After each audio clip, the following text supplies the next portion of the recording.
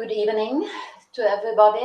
It's a pleasure for me to announce the first ClubEndoSurg in this year.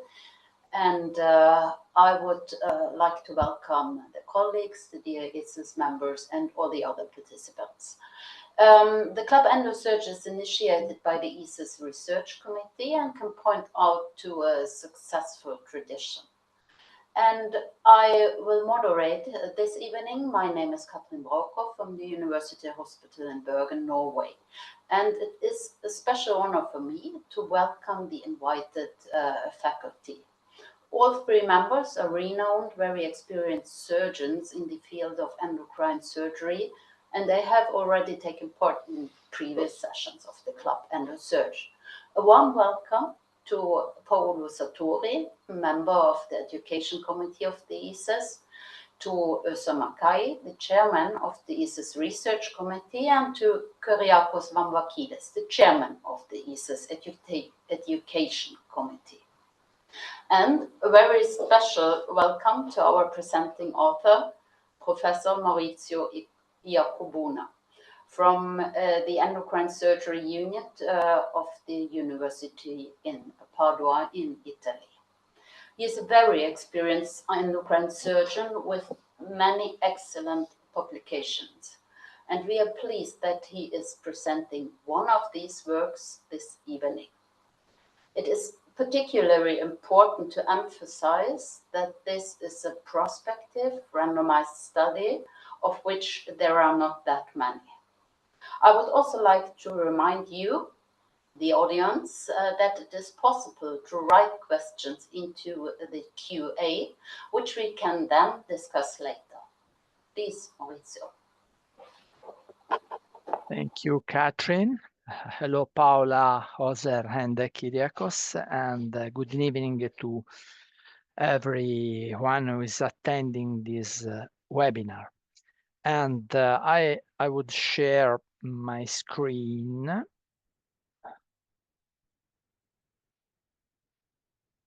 One moment. Okay. Please confirm that everything is okay with my screen. Yes, we can see it. Okay, thank you. Thank you. Yes, I have to present this study that we published on BJS on the last year. And I have to underline that this paper was presented as a podium presentation at the last ESAS Congress that was held in Rome in May 2024.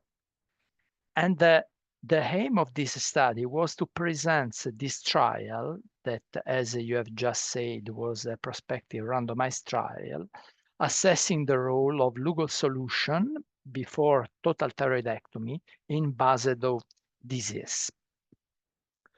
Basedow disease, as you know, is the most common cause of hyperthyroidism. Usually is treated by drugs, in some cases by radioactive iodine, but surgery, total thyroidectomy, is, according to us endocrine surgeon, is probably the best treatment because it allows a quicker resolution of hyperthyroidism and a definitive resolution of any clinical manifestation. Anyway, according to literature, preparative preparation of patients with Basedow disease is crucial to avoid morbidity, since total thyroidectomy in Basedow disease is a challenging procedure. In fact, because of hypervascularization, bleedings occur very, very often during this kind of surgery, and the bleeding may cause a very challenging identification and preservation of parathyroid and the recurrent laryngeal nerves. In fact, in total thyroidectomy for Basedow disease, it has been clearly reported and increased the rate of hypopara and recurrent nerve pulses. If we go back to the international guidelines, we may see that both European and American guidelines underline the role of preoperative preparation. If we go to see the ETA guidelines, we found this item, this is the point 27, suggesting that a solution containing potassium iodide can be given for 10 days prior to surgery. According to the American guidelines, the potassium iodide can be considered, even this is a weak recommendation. Why? Why the potassium iodide has been suggested? It's a very, very old history since it started more than 1 century ago. How does it work, the Lugol solution? The Lugol solution has a direct effects according to the Wolff-Chaikoff effect. In fact, it causes a stop in the thyroperoxidase enzyme, and the result is a clear reduction of FT3 and FT4. But also, indirect effects have been reported. Someone has suggested that Lugol may have some effect on angiogenesis or even on the vascular flow modification may be achieved.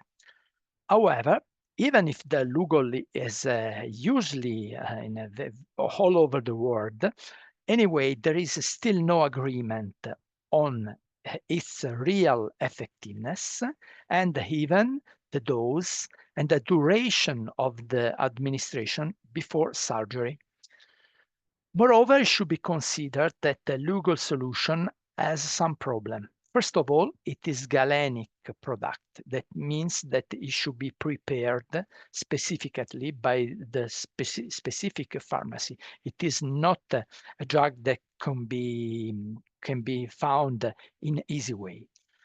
For this reason, it is not ubiquitously available. The taste is horrible. Please try to taste some Lugol. I did it, and this is one of the reasons because we started with studies. In fact, the side effects are to be considered. Finally, there is also a phenomenon that is the escape, starting between 10 and 15 days after the beginning of the administration. And because of this phenomenon, the Wolff-Chaikoff effect stop, and we have the Jod-Basedow effect, that is a worsening of hyperthyroidism. For these reasons, we have to consider when we administer Lugol solution that the compliance of the patient may be reduced, and this is the first problem. And the second problem is that if we start with Lugol solution before surgery, the surgical timing should be exact. That means that we can't postpone surgery because of the risk of hyperthyroidism. In fact, if we go to check the literature, we can find a lot of paper. In these schematic slides, you can see there are some paper suggesting that the results are positive. Other paper suggest that there is no real effect. And this is the reason why we decided to start this trial. The aim was to assess, first of all, it was the primary outcome we checked, the effect of Lugol solution on blood loss. We also assess the Wolff-Chaikoff effect, that means the effect of the solution on thyroid function, but also the effect on thyroid vascularity. And we did it in 2 ways. The first was to assess it by thyroid ultrasonography, and the second one after surgery at histopathology. The second outcome was to check the results on morbidity, and main morbidity assessed was hypoparathyroidism and the laryngeal nerve pulses.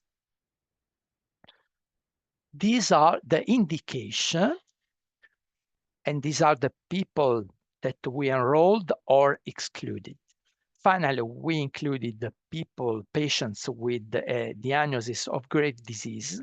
It was assessed and clinical and biochemically according to the presence of or elevated free thyroid hormone concentration and undetectable or reduced TSH levels at the onset of this disease, and of course with high thyroid antibodies in the serum.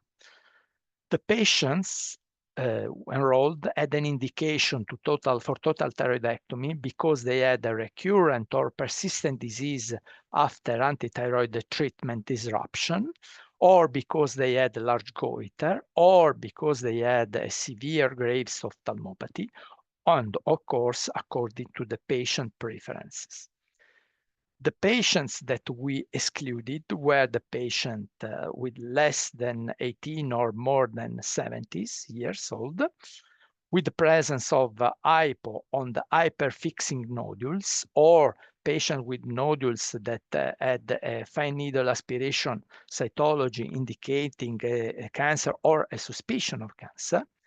Of course, all patients with anticoagulant or antiplatelet drugs, or patients with coagulation disorders, patients with the previous neck surgery, of course, pregnant woman or breastfeeding woman, all patients that had a preoperative vocal cord pulses or primary HPT, or patients taking calcium or active vitamin D analogs, and of course, patients that refused to participate to the trial, or patient that had iodine allergy, and it's very relevant, the patients that had no compliance to Lugol solution administration. All patients were treated by metimazole or propyltiuracil and had or not had the treatment by Lugol solution, and the treatment was 10 drops per day orally, 3 times a day for 7 days before surgery. That means 1.68 gram of iodine. It was performed in our unit between 2020 and 2023. It was a very bad period since a few weeks after the start of the trial, we had in our hospital the first Italian death because of COVID-19.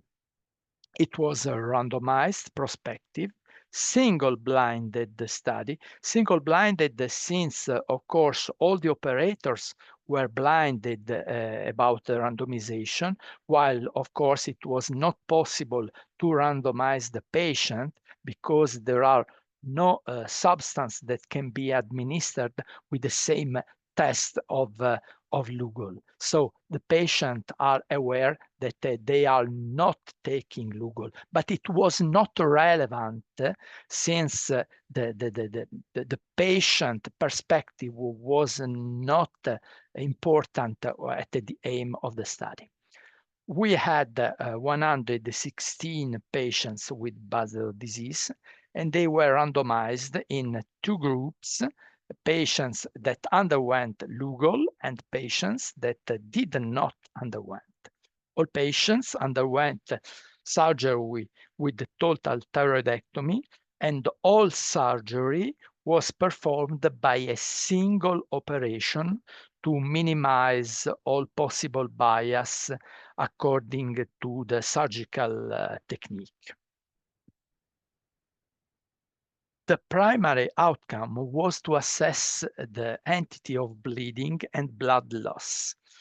It was measured in millimeter according to the presence of blood in the suction bottle during surgery and during the first 24 hours after surgery, since in all patients we had a drain for the first day after surgery.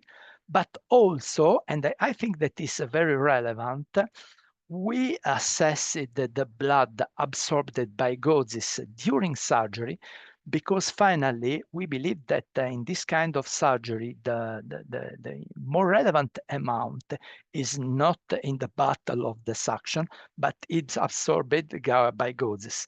And it was assessed the volume, because we assessed with a very special precise balance the weight of gauzes before and after surgery. And so the differences was finally the weight of blood that was missed during the surgery. An indirect way to assess the bleeding was to measure the number of vascular clips, the titanium clips that we usually use during this kind of surgery, but also the number of suture threads that we usually use to ligate the vascular structure. Another indirect way to assess the degree of bleeding was a subjective score that two senior surgeons performing surgery that were blinded about the randomization of the patient give to a score that we gave to the surgery. It was ranging between 0, that means no bleeding, to 5, that means extremely bleeding surgery. The secondary surgical outcomes were hypoparathyroidism, laryngeal nerve palsy, neck hematoma, and length of surgery. Thyroid function was assessed at a T0 and a T1. T0 was after the randomization, that is before starting each treatment with the Lugol or no Lugol, and we measured FT3, FT4, and the TSH, but also the thyroid vascularity. It was assessed by color Doppler ultrasonography by a blinded, once ago, a single blinded radiologist in order to avoid any possible bias. And our radiologist assessed the blood flow velocity, the pulsality index, the resistant index, and also the thyroid volume that was assessed also by ultrasonography. Finally, the thyroid vascularization was also assessed after surgery, of course, by histopathology. In fact, by a blinded pathologist once again, that assessed the mean vessel density and the vessel count. I show you later how we did it. Just to assess the degree of vascularization in patients that underwent Lugol treatment or not. This is the way we did it. You can see, in fact, all of the vascular component was immunohistochemically enhanced by CD31. And we used a learning machine methods. It is a methods that register the immunohistochemical enhanced vessel. You can see they are enhanced. And finally, a single pathologist assessed the mean vascular density and the vessel count. This is our protocol. You can see we had 116 patients at the beginning. 60 patients were excluded, 30 because did not meet the inclusion criteria. 16 declined to participate, and 14 were excluded because even if they were included in the Lugol group, finally we discovered that they had no compliance, and for this reason they were retrospectively excluded, since our protocol was per protocol study and not intention to treat. Anyway, you can see finally we had 29 patients in the Lugol group and 27 in the control group. In these patients, you can see we assessed the biochemical data and the ultrasonographic data in both groups, and in the subsequently in the Lugol group we started with the treatment with Lugol. After 7 days, we assessed again the impact of Lugol or no Lugol on free thyroid hormones and TSH, and also we did ultrasonography once again in both groups, assessing the degree of vascularization. We performed total thyroidectomy, and during surgery, we assessed the blood loss that I would underline was the primary outcome, and also the secondary outcomes. Here, I would show to you the results. This is our total population. These are the results on the Lugol plus and in the control group. We retrospectively checked, of course, it was randomized anyway, there was no significant differences between the two groups that were perfectly balanced. But let's go to check the main results. These are the results between T0 and T1, that means before the administration and 7 days after administration of Lugol on thyroid function. You can see, of course, no differences in TSH, while, according to well-known Wolff-Chaikov effect, we found that the FT3 and FT4 were significantly decreased. If we go to the Lugol, to the control group, of course, there was no effect as expected, no differences. And what about the ultrasonographic thyroid data in Lugol Plus? First of all, we checked for the thyroid volume that was assessed by ultrasonography, and we found after the administration of Lugol no effects. In other words, the administration of Lugol did not reduce the volume of thyroid. No significant effect on thyroid artery blood velocity. The pulsatility index and the resistance index did not change. That means no effect or Lugol on thyroid vascularization and volume. And what's happened in the control group? Of course, as expected, no effects, no changes. But let's go to check for the primary outcome results. Here in the first column, we can see the Lugol group. In the second column, the Lugol.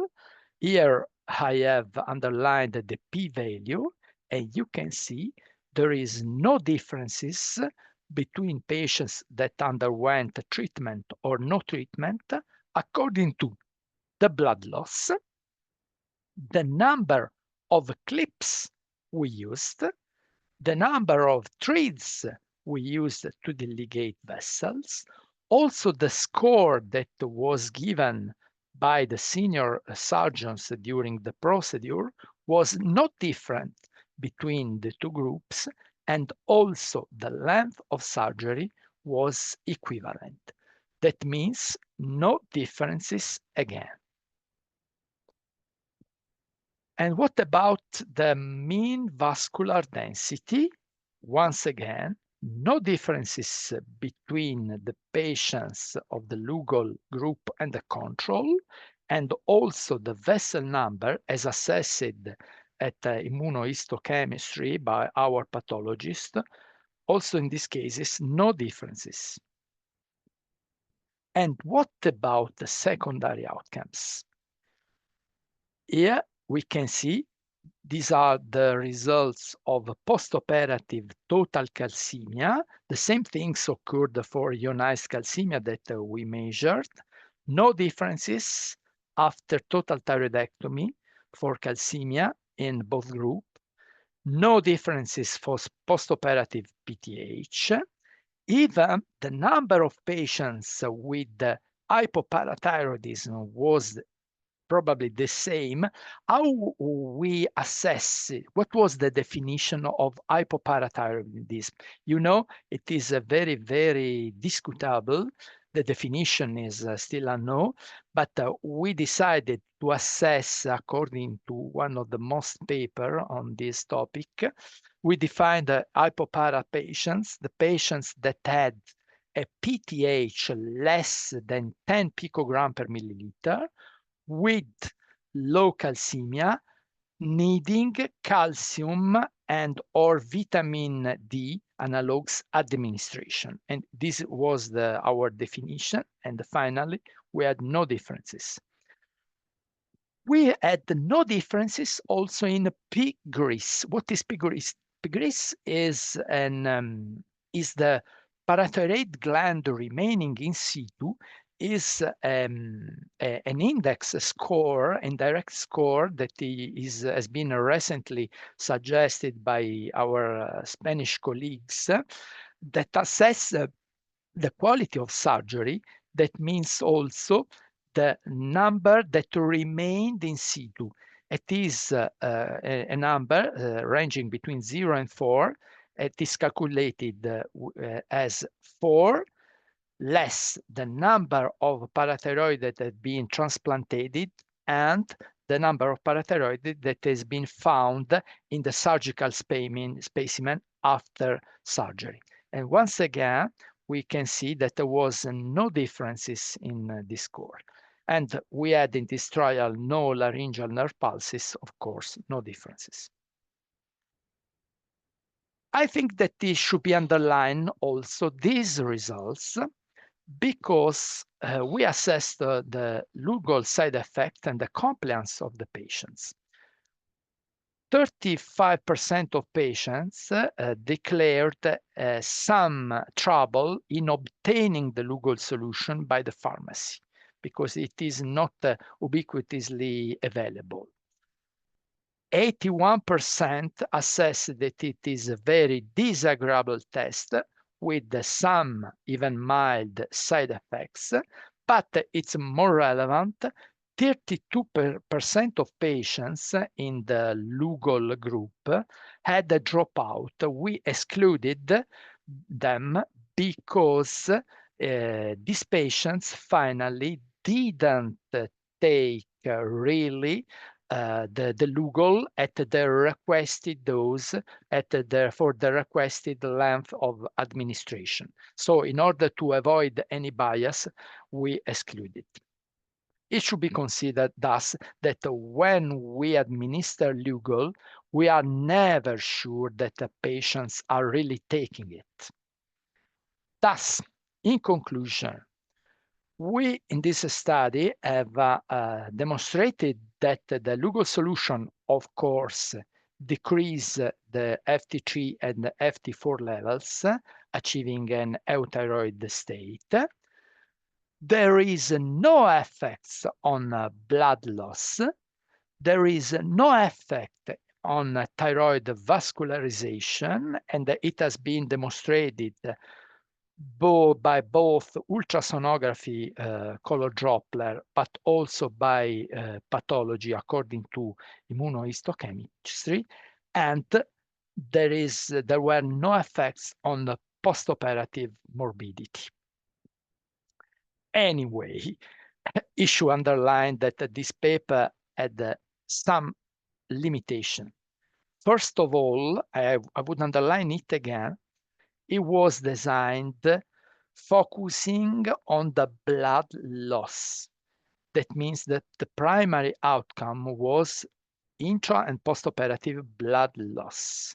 The secondary outcomes, that means the laryngeal nerve palsy or even hypoparathyroidism, that were not different in the present study, anyway, were not so relevant in conclusion, since we believe that a greater number of patients should be required to assess the statistical power of a study when we want to assess the secondary outcome. And in fact, I don't know if you have seen, finally, we had 16% of hypopara patients versus 24% in the two groups that in this trial are not significant on a statistical point of view, but probably in a larger trial maybe found some differences. Of course, for this kind of trial, we should have a larger population. The problem, of course, is that during this paper preparation, we had the COVID-19 outbreak. And of course, a larger trial should be, of course, multicentric. The main problem of a multicentric study is that, of course, several operators and several patients may be enrolled, and of course, the patients population and surgery could be not so homogeneous as it may be obtained in a single center study, as in our study. Another limitation is that this study was performed in high volume thyroid surgery center. We are not sure that the Lugol may be some effect, for example, in center performing this kind of surgery to lesser volume amplitude. It could be this point could be an explication that maybe explain why in literature results are so different. Anyway, we'll see if some study will come. And once again, I would thank you, and of course, I would thanks all co-author of this paper. Thank you. Thank you very much for your presentation. And I think we will start now with the discussion.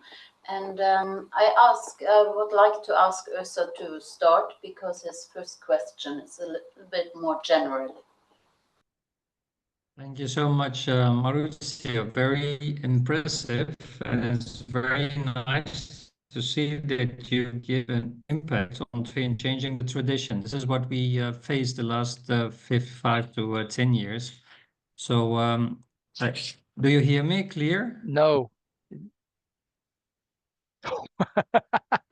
Okay, that's the cat. Thank you so much for having an impact on changing some traditional things that we do. Actually, this is one of the things.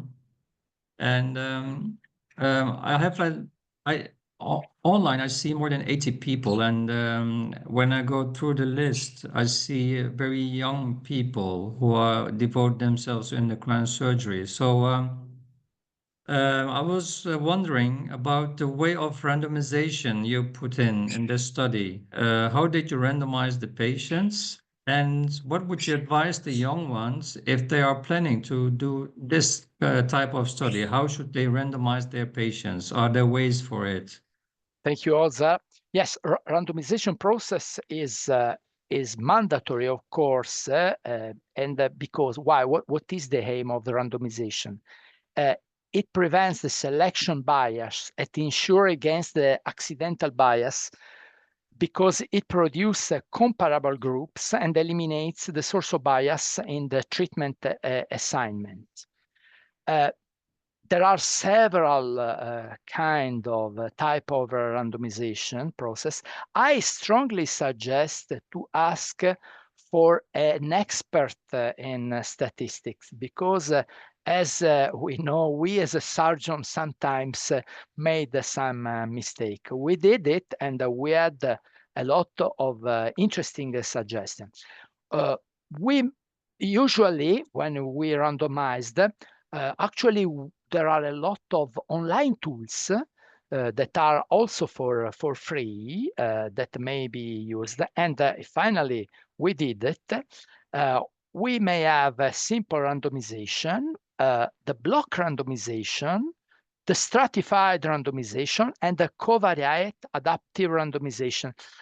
I would try to be as simple as I can. The simple randomization, that was the randomization we did, is based on a single sequence of random assignment. This technique maintains the complete randomness of the assignment of a subject to a particular group.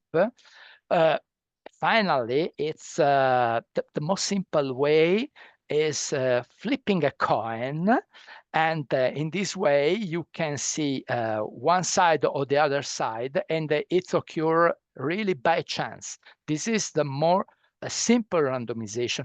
Of course, it is very simple, but there are a lot of limit, because we need sometimes a very large number of patients to obtain a clear randomization.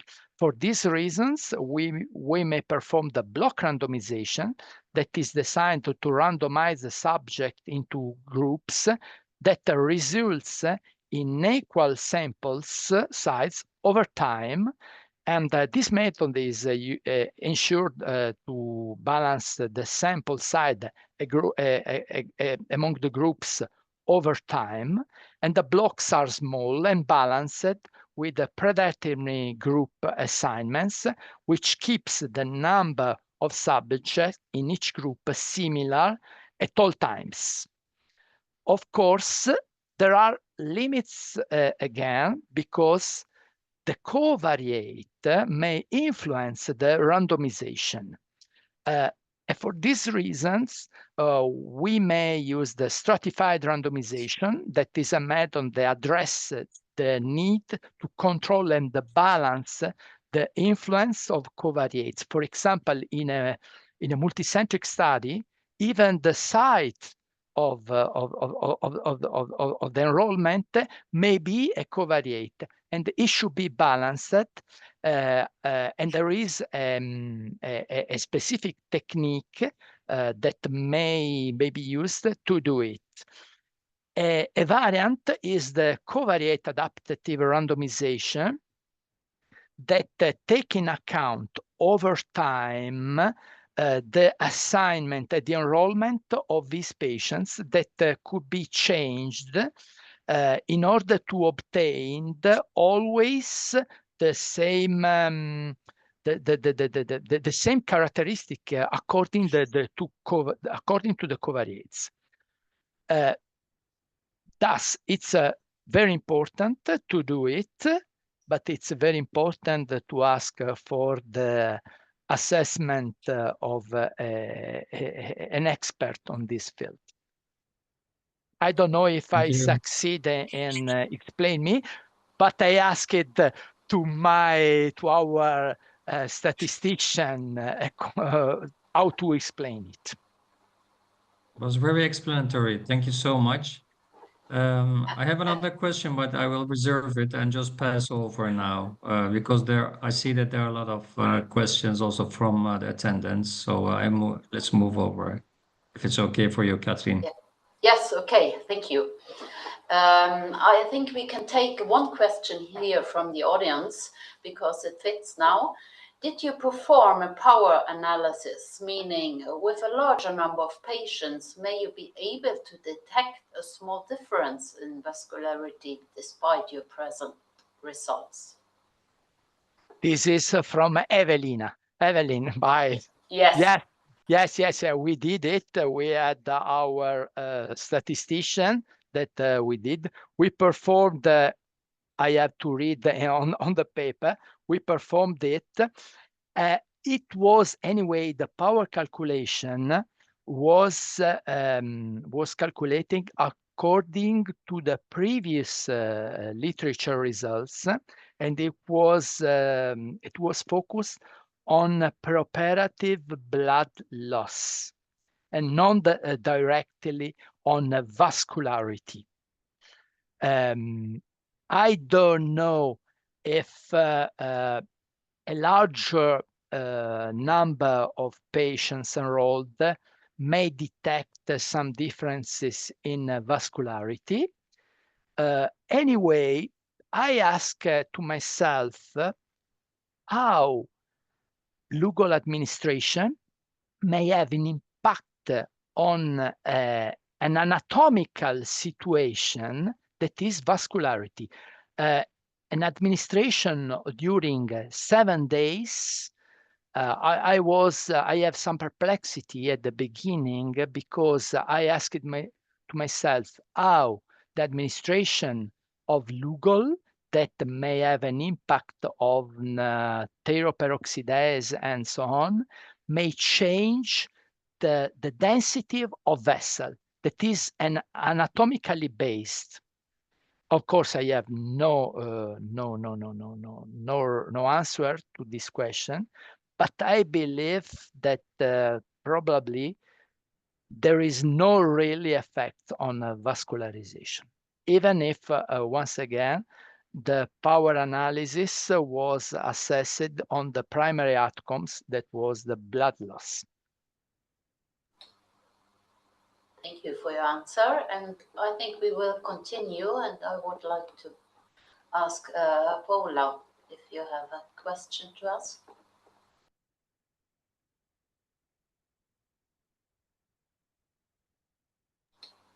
I think then we Paula, your microphone doesn't work. Okay. Did you notice any difference among the patients who had radioiodine therapy and those who didn't have radioiodine therapy before surgery in terms of gland consistency? In this series, we had no patients. No patient. In this series, we had no patients that had radioactive iodine. Okay. If you ask me my impression in other cases, I can say that usually we have not found any differences, since if the patients underwent surgery is because radioactive iodine failed. Yeah, and if definitely. it failed, we have hypervascularization anyway. But Okay. it was just an impression. Yeah. Thank you. I would ask Kyriakos to come up with a question. Dear Maurizio, I would like to congratulate you for this very well-designed study, and also to thank you for this excellent presentation. The Lugol solution, it is believed that does not only reduce the vascularity of the thyroid gland, but also makes the thyroid tissue firmer and less friable. That could be helpful for the surgeon. And moreover, the inhibition of thyroid peroxidase results in less metabolic stimulation, leading to reduced thyroid gland size. So I have the following two questions. Did you evaluate if there is a decrease in the size of the gland in patients who received preoperatively Lugol administration compared to those who didn't? And the second question, from your operative experience, do you agree that the thyroid gland after preoperative Peros administration with Lugol is firmer and less friable, so it is easier to surgical maneuvers? Thank you, Kyriakos. Excellent question. At the beginning of the trial, I believed exactly this point, that the Lugol may achieve a firmer, more compact and less friable gland. It is not reported in the paper, but we did it. In other terms, we had a score also for the firmness of the gland, ranging between 0 and 5. We have not included in the paper because, as you know, the editors need that the papers might be the shorter as possible, and so we decided to cut this point. It is interesting. We were blinded, 2 surgeons at each surgery, and finally it was not possible to understand if the patients had a firmer on the less firm or has joined the more. meeting. What's happening? It was not possible to understand if the patient was administered with Lugol. That means that finally, I believe that the effect on firmness and the friability of the gland is probably psychological. Okay. Concerning the volume, we have data, and I've just shown, because in the Lugol group, we assessed the volume of the gland by ultrasonography. That is, of course, the only way to assess before the administration and after the administration. And the volume of the gland was absolutely the same before and after Lugol administration, and there was no differences in the volume between the 2 groups before and after. That means, once again, that the Lugol had no impact at this dosage for this length of treatment on volume. I'm underlined dosage and length of treatment because we did it 10 goods 3 times a day for 7 days, but very, very different protocol have been used in literature. For example, that are people that suggest to administer it during 10 days. I don't know if only 3 days more may change some things. I believe no, but I can assess it anyway. Okay. I have to confess that I'm a Lugol believer, and I'm using in my everyday practice. But after this excellent study, because it is a very important study, because it's a prospective character and it's a randomization, I'm not sure if I'm standing on the right side in this debate. So I will think about it once again. If I will keep using Lugol as a preparation for my patients with Graves' disease. To be honest, even me, we used Lugol, and we did it for decades, really, because it was reported, because the literature, because it's a challenging surgery, and everything's may be useful for reaching the goal.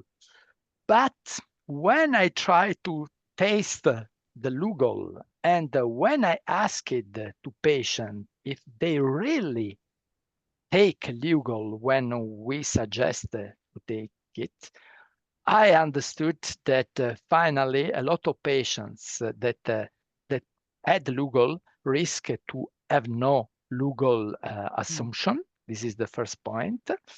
The second point is practical. That means that when we did Lugol, we had the planning of the timing of surgery that was mandatory.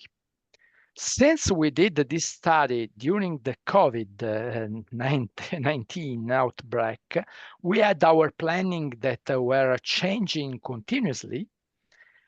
And so when I see for the results, and I decided to completely abandon the use of Lugol, I had my life, surgical life, easier because I have no problem, no concern in planning surgery at the exact date. Because the main problem in Lugol is that, of course, the Wolff-Chaikoff effects, but it ends between 10 and 15 days after the beginning. After this period, we may have a worsening of hyperthyroidism. So I would avoid this point. Since finally we had no really differences, we decided to abandon completely. Yes, I agree. It's very difficult to schedule the surgery because if you lose the scheduled day, then you have problem because of the escape phenomenon. This is truth. A last remark: Lugol solution inhibits the thyroid peroxidase. That is the same thing that the antithyroid drugs do. And the question is, how it is possible that the T3 and T4 to be reduced if patients had the medication with antithyroid drugs and Lugol at the same time? I mean that if they take antithyroid drugs, they have they have inhibit the thyroid peroxidase. It was a question of mine in the past when an endocrinologist said to my patient, okay, if you gonna take Lugol prior to surgery, please stop the methimazole. And it was something that I have never thought. I have no definitive answer to this question. We discussed it with our endocrinologist, but there are some recent papers suggesting that the iodine intoxication, because this is finally the Lugol administration, act also on other enzyme. The probably NADPH, the reduction Krebs cycle may be concerned on this point. Yes. I think that your study is a proof of this, that other enzymes are inhibited by Lugol solution. Yeah. It's very important, very nice that what you did. Thank you. Thank you very much. Thank you. I think we should continue with some questions from the audience. There are some interesting questions. For example, from Switzerland, the number of hypoparathyroidism, is it what is the number of permanent or transient, and do you do autotransplantations?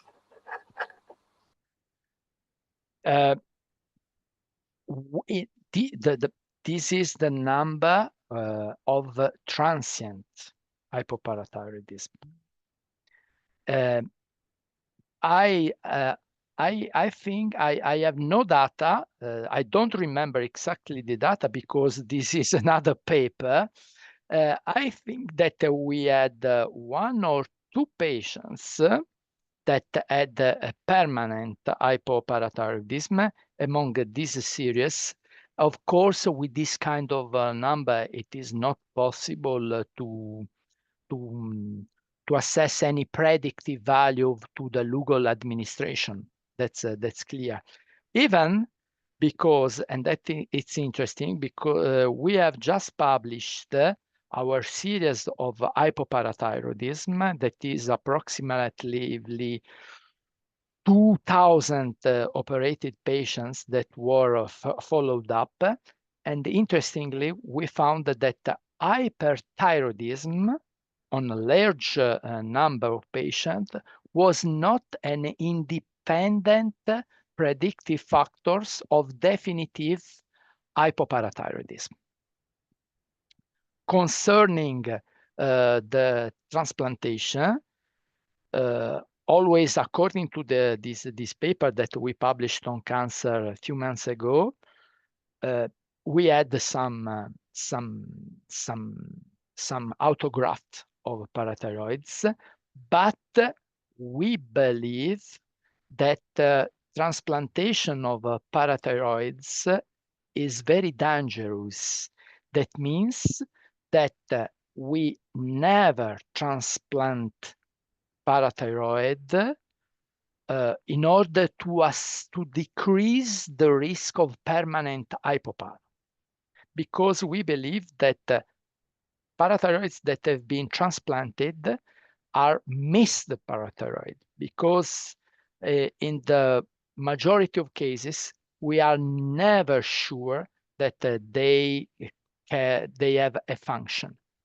And it has been demonstrated because the main relevant predictive factor in permanent hypopara, one of the main factor, is pig grease. And the pig grease include the number of glands that are not remained in situ, that are the glands that have been transplanted or remained on the specimen. Of course, if I do a total thyroidectomy and by chance at the end of the surgery, I found a parathyroid on the specimen, I never give it to the pathologist. I try to transplant, but I have some concern about the viability of this gland. Another question here is from Iggy Turk regarding the hormone state before surgery, and he is wondering if it's necessary to be and to have normal thyroid hormones at time of surgery. Thank you, Iggy.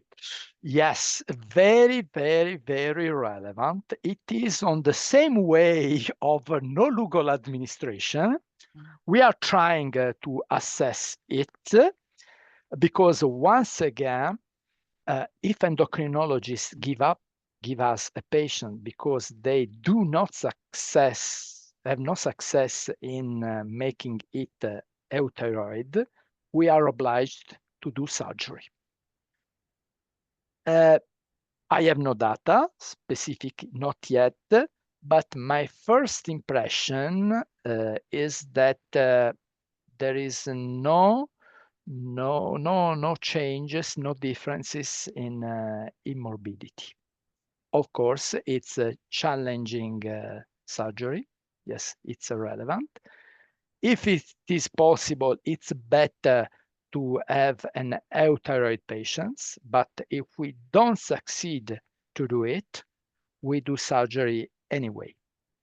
But of course, this is only an impression. I won't stop here because we started with evidence-based surgery with our paper, and finally we are going to our impression. Another question from Christina. She is wondering if the differences between using Lugol or not is more noticeable in cases with large thyroids. Have you analyzed this variable? I have not understood. Could you repeat the question? I'm sorry. If you are using Lugol or not, if it's more noticeable in cases with large thyroids. Yes, the sides. Yeah. If you look at the data of our paper, we have finally medium large size glands.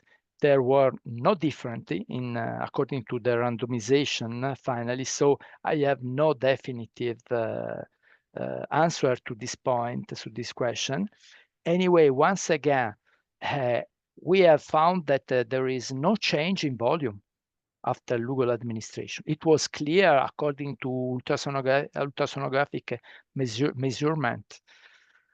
I really don't know, but I can argue that there is nothing, no change. no differences. Thank you. Our last question here is from Luis. How did you measure the amount of blood loss in gaze? Yes, by the weight. In other terms, we had we used the gauzes, and we measured the weight of this gland of these gauzes before surgery, and at the end of surgery we measured again, and the differences was the blood that was absorbed by the gauzes, and we use an artifact. We convert the weight in volume. Believing that the 1 millimeters is equivalent to the grams, as it was water. It was not correct, but it was very, very practical. At the best of my knowledge, I think it was the first time that it has been done in thyroid surgery. And it's relevant because finally the most relevant amount of blood is absorbed by gauzes and not by the aspirator system. That's now it's 8 o'clock and we are at the end of our discussion.